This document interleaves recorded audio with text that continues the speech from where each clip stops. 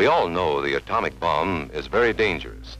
Since it may be used against us, we must get ready for it, just as we are ready for many other dangers that are around us all the time. Between 1946 and 1958, the United States conducted 67 large-scale nuclear tests in the Marshall Islands. That is the equivalent of 1.6 Hiroshima shots every day for 12 years. On Rongerik, 150 miles from Bikini, and on Uterik, 280 miles out.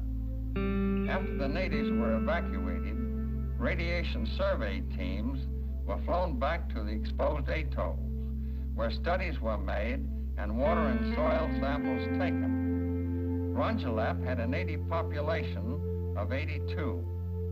Evacuation was carried out on the second morning after the shot.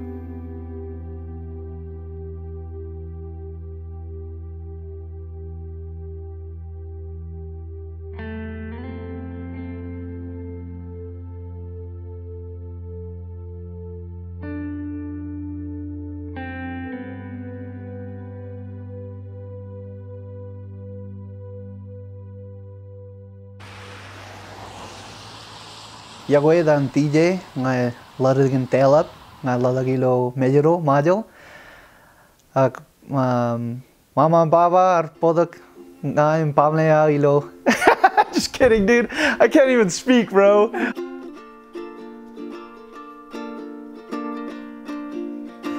All right, so I was born in Telap, Marshall Islands, and I moved to the United States when I was 5 in 1995. So recently I've been involved in scouting, and for my church we have a troop that we try to organize, and there's about 13, 14 members in our troop.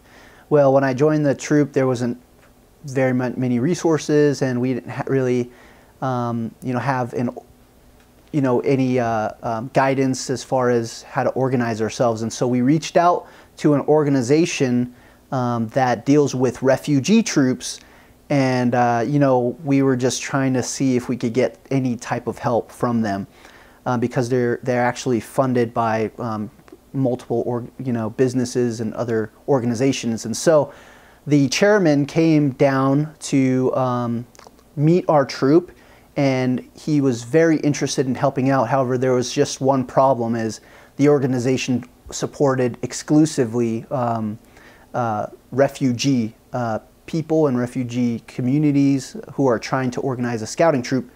Well, a couple days later, he actually called me back and he said, hey, actually, we would love to support you guys and give you some donations and things like that and help you guys get organized as a refugee troop. And so I thought to myself, oh, well, we're really not a refugee troop. But he said, after doing my investigation and my studies about the Marshallese people, it's very clear to me that you guys are climate refugees. So that took me back, because I never considered ourselves as a Marshallese people climate refugees. But as I thought about it, I realized that that is very appropriate, and that fits who we are and the situation that we're in with climate change. It's a pleasure to meet with several of the leaders of island nations who are vital to the work that we're doing here in Paris. Their populations are among the most vulnerable to the ravages of climate change. If sea levels rise at currently projected levels, or the pace that is currently projected, some of their people will be forced to flee their homes. Some of their nations could disappear entirely. And as weather patterns change, we might deal with tens of millions of climate refugees from the Asia-Pacific region. The views of these smaller nations, their voice in these negotiations will be absolutely vital. Climate change in the Marshall Islands is actually one of the biggest priorities and talked about items in the Marshallese community, not only in the Marshall Islands, but here in the United States as well. Documentaries show that Marshall Islands will be one of the first places affected or, completely destroyed and out of the way if climate change doesn't change. That's actually something that we're very focused on as individuals and community members, and in the community, because, you know, even though we live in the United States, we have family members still living in the Marshall Islands, and so it's definitely a big topic and talked about a lot here. I was pretty much raised here in the States, so I consider America my home. But for people like my father, my mother, my grandparents, who are, my parents live here, but my grandparents who are back at home, I mean, that's home to them. When they come and visit, only a month away and they already miss home. They want to be home. So for the people that I care about and I love, it's devastating to know that the place that they call home and the place that they love, you know, can be just taken away, swept away from under their feet. Yeah.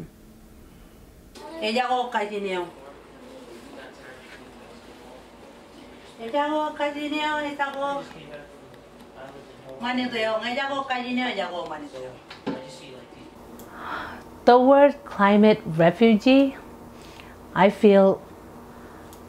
how I feel about that word climate refugee, I feel passionate about it. I feel like I'm climate refugee. I've known the total effect it has, not just on our island, in our lives. Being the island girl I am, I live by one saying. It goes like, "Komarong pagaya na ilengyo, akwayamin pagaya na ilengyo." Or to translate it, it means, take away my home from me, but you can't take me away from home.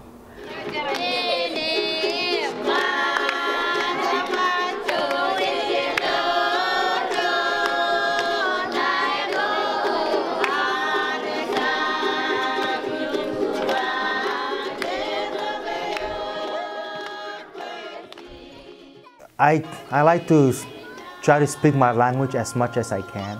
I know that many people that come from the Marshall Islands start to losing the language, but they also lost the culture in some areas where you have to adapt to different circumstances. But for me, I try to keep the culture, try to respect. You know, that's one thing that being the islands, as well as try to speak the language as much, and just to practice the culture the things that we do in the culture here in the United States, to keep me reminded. You know.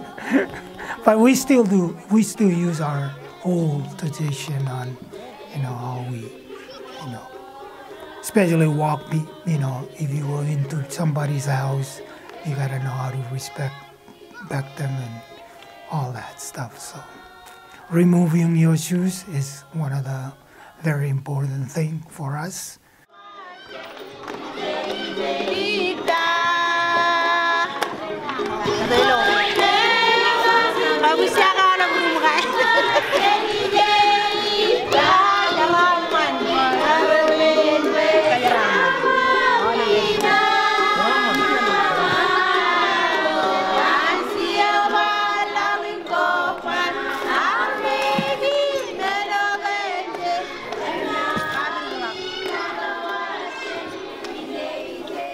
I mean, I feel bad.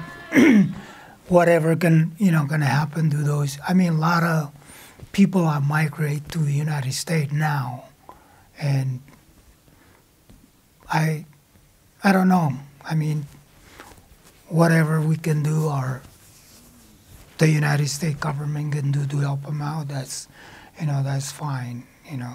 But I never really thought about that.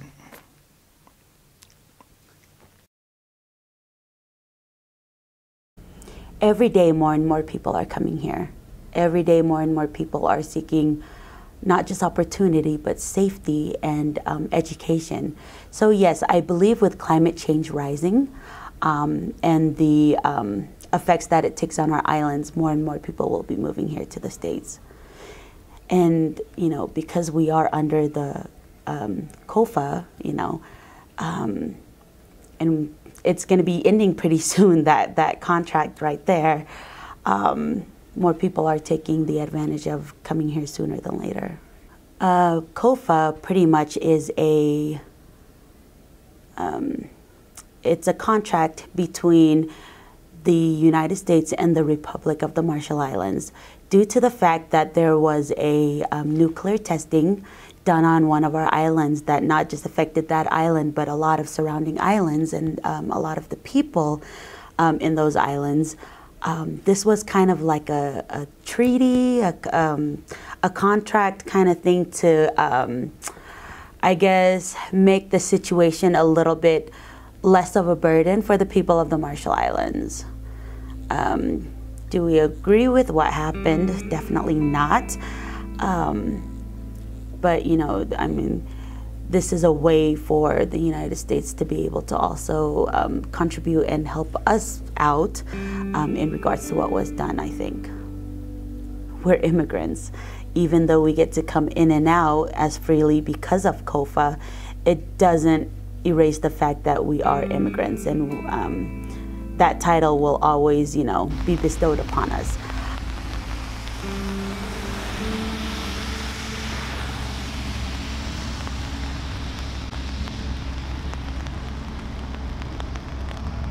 One thing I want to share with the world is the fact that there is an island out there.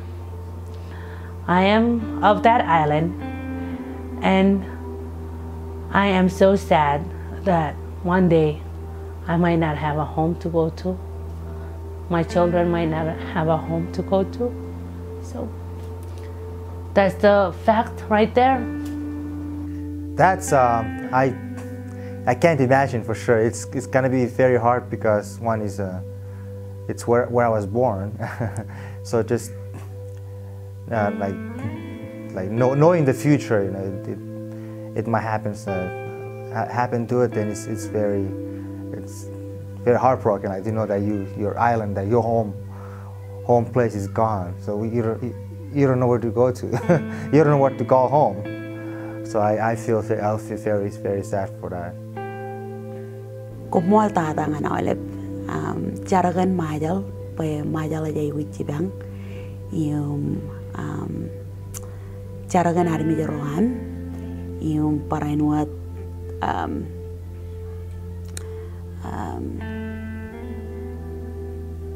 kualok kan Majol, cepat jalewat kaga par kualok kaga, ime cep kemot, aga par ilang chicken. Climate change affects a lot of places, not just our place. So spread the word and let others know about it.